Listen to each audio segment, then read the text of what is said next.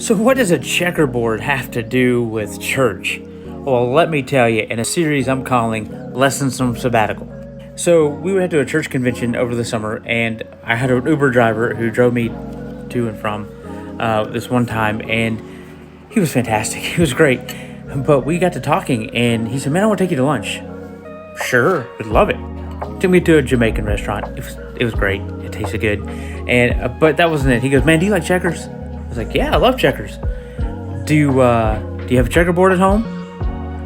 "No, I don't have a checkerboard at home." "But what's this even talking about?" He goes, "Man, look, it's more about you getting out and meeting the people in your community than it is about you sitting in your office and sitting at the church all day long. You got to go out there and you got to meet the people of your neighborhood. And what better way to do that, man? Just take a checkerboard with you and play checkers with them and ask them questions, get to know them, have conversation." I asked him, "Are you a pastor?" And he goes, No. He goes, "But man, I just know that it's that connection. And I really, really think that if you were to do that, you get a bigger, deeper connection with your people in your town, your community, wherever you serve." I was like, "Yeah, I love it. So I need to go buy a checkerboard, and I'm excited about it.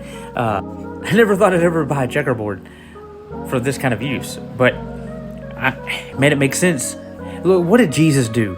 Jesus didn't just sit there and debate with people all the time. He went to where they were.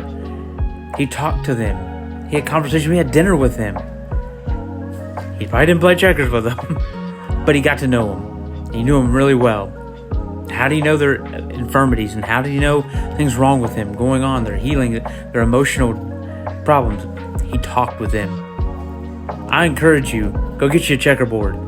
Go sit down in your neighbor's house, whether they're 80, 90 years old or whether they're 45, and go and play checkers with them. If they don't like checkers, take cards. Do something to get in there and get a conversation with them. And you don't have to talk about religion, you don't have to talk about church. You can talk about anything.